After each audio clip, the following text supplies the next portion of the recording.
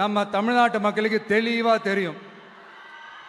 நம்ம தமிழ்நாட்டு மக்கள் மாதிரி ஒரு தெளிவான மக்களை நீங்க பார்க்கவே முடியாது.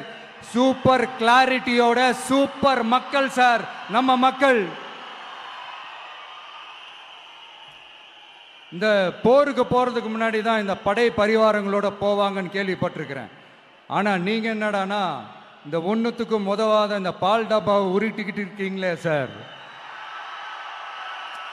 உண்மையிலே இந்த எலெக்ஷன் எதுக்கான எலெக்ஷன் சொல்லட்டுமா?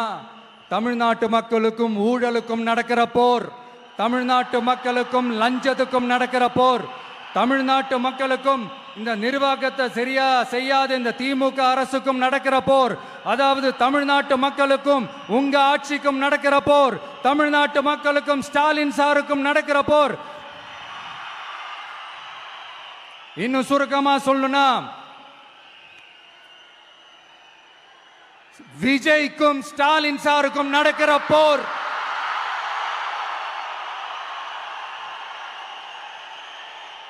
இதுக்கு நடுவுல இந்த என்டிஏ டெல்லி இதெல்லாம் என்ன லாஜிக்னே புரிய மாட்டேங்குது சார். தமிழ்நாடு தான் விஜய், இந்த விஜய் தான் தமிழ்நாடு. தூய சக்தி டிவிகேவுக்கும் தீய சக்தி டிஎம்கேவுக்கும் தான் இந்த போர். இப்படி உக்கிரமா இருக்கிற இந்த போர்ல மறுபடியும் ஒன்னுத்துக்கும் உதவாத இந்த பால் டப்பாவை உருட்டிக்கிட்டு இன்னொரு காமெடி வேற. அது என்னடானா அவரோட ஆட்சியில தான் தமிழ்நாடு சூப்பர் ஸ்டார் மாநிலமா இருக்குதான். கரெக்ட், தமிழ்நாடு சூப்பர் ஸ்டார் மாநிலம் தான். காமராஜர் அவர்கள் டைம்ல, அண்ணா அவர்கள் டைம்ல, எம்ஜிஆர் அவர்களோட ஆட்சியில. இன்னைக்கு ஒன்னுத்துக்கும் உதவாத இந்த உல்டா மாடல் ஆட்சியில தமிழ்நாடு சூப்பர் ஸ்டார் மாநிலமாலாம் ஒண்ணு இல்ல, சூப்பர் ஸ்டாண்ட் அப் காமெடிக்காரர் நடத்துற மாநிலமா மாறிடுச்சு. மக்களே, உங்களுக்காக மட்டுமே தான் வர தடைகள், சதிகள், சூழ்ச்சிகள் எல்லாத்தையும் தாண்டி இந்த 2026 இந்த தேர்தல்ல டிவிக்கு தில்லா நிற்கும்.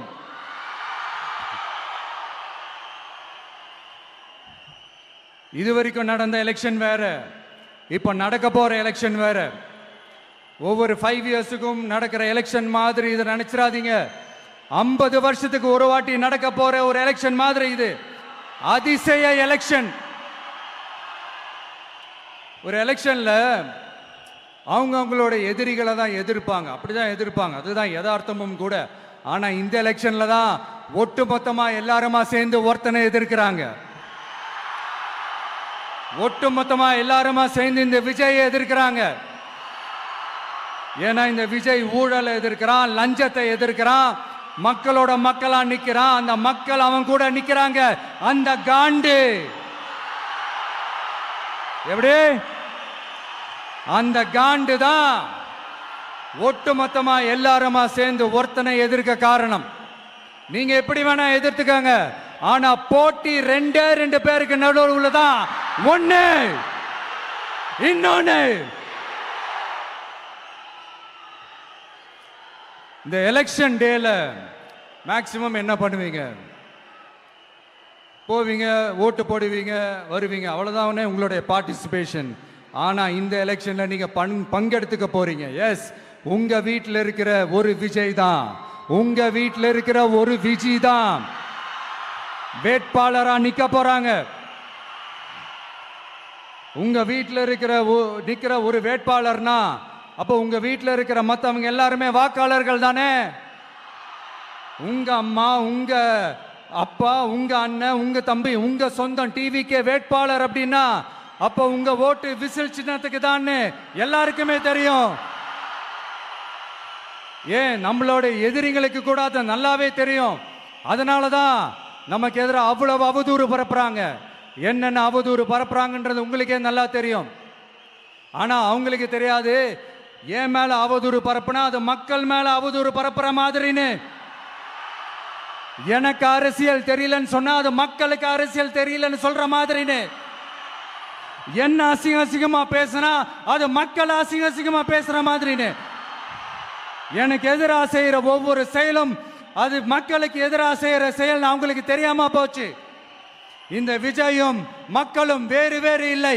இந்த விஜயும் மக்களும் ரத்தமும் சதையும் மாறி, உடலும் உயிரும் மாறி ஒன்னிலிருந்து ஒண்ண பிரிக்கவே முடியாது. எஸ், சென்சிட்டிவான சென்டிமெண்ட், அது சென்சிட்டிவான சென்டிமெண்ட்.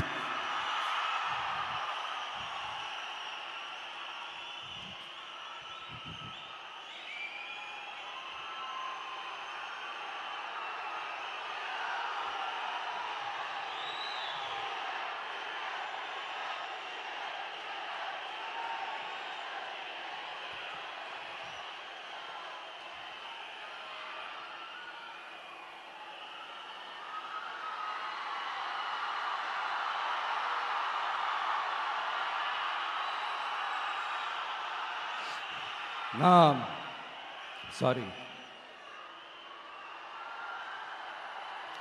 இதை யாரும் அசைக்க முடியாது. மக்களை நேசிக்கிற விஜய் வேணுமா, மக்கள் விரோத ஆட்சி நடத்துற ஸ்டாலின் சார் வேணுமா? இந்த விஜய் நம்புறீங்களா, ஸ்டாலின் சார் நம்புறீங்களா? Proof, this is the proof.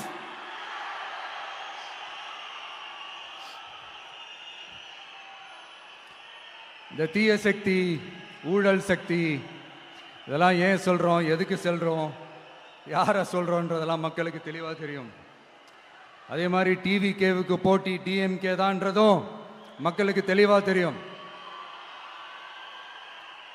அப்படி இருக்கும்போது நாம் ஏதாவது பேசினா வாண்டடா சில பேர் வந்து வண்டியில் ஏறி உட்காந்துக்கிறாங்க.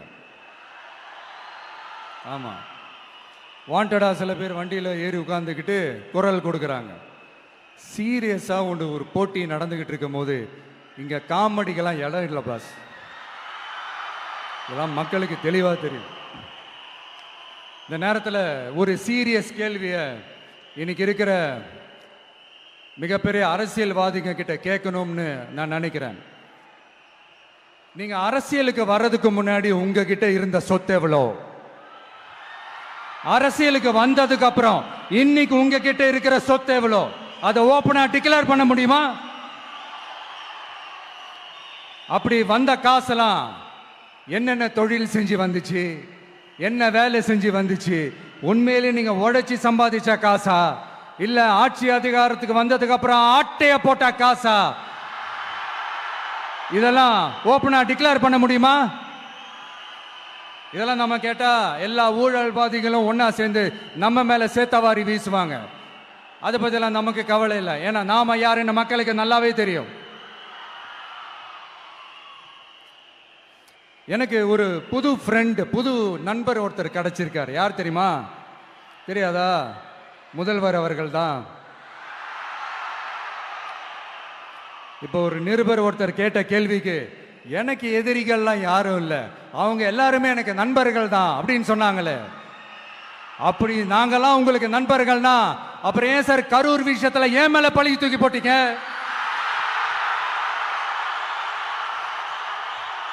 உங்களுக்கு மனசாட்சின்னு ஒண்ணு இருந்தா அப்படி பேசிருப்பீங்களா?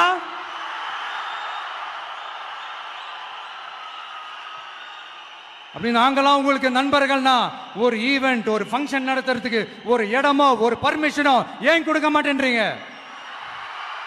எல்லாத்தையும் நீங்களே பண்ணிட்டு போற போக்கில் அப்படியே பொய்களா அடிச்சு விட்டுக்கிட்டு இருக்கீங்க. உங்களோட உண்மையான நண்பர்கள் யாருன்னு சொல்லட்டுமா? லஞ்சம், ஊழல், அரசியல் ஆதாயம், இதெல்லாம் தான் உங்களோட உண்மையான நண்பர்கள். பர்சனலா நீங்க எப்படி வேணா இருந்துக்கங்க சார், நமக்கு அதை பத்தி கவலை இல்லை, நமக்கு அது அவசியமும் இல்லை. ஆனா உங்க ஆட்சி தான் தப்பான ஆட்சி, தமிழ்நாட்டுக்கு தேவையில்லாத ஆட்சி. கொஞ்ச நாளைக்கு முன்னாடி கற்பனையா ஒரு விஷயம் ஒன்று சொன்னேன். இந்த முதல்வர் கூட விசில் சின்னத்துக்கு தான் வாக்களிப்பாரு அப்படின்ட்டு கற்பனையா ஒன்று சொன்னேன். ஆனா இன்னைக்கு நிஜமாவே நமக்கு ஆதரவா ஒரு கோஷத்தை எழுப்பியிருக்கிறாங்க. அது என்ன தெரியுமா? எங்க வாக்கு சாவடி வெற்றி வாக்கு சாவடியா.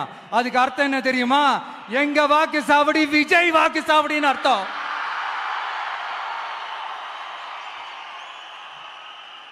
அது சரி, மக்களோட இந்த ஆதரவை பார்த்துட்டு அவர் அறியாமலே எப்படி பேசிட்டாரு என்னமோ தெரியல. 50 வருஷம் எக்ஸ்பீரியன்ஸ் அரசியல்ல, உண்மை என்னன்னு ஒத்துக்கிட்டு தானே ஆகணும்.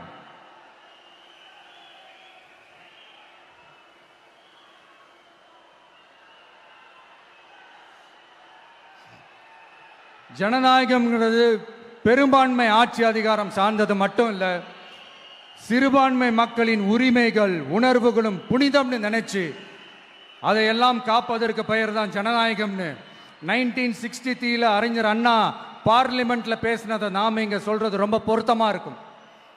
அறிஞர் அண்ணா சொன்னது தான் டிவிகேவோட நிலைப்பாடும். இந்த ஸ்டாண்ட்ல நாம 100% உறுதியா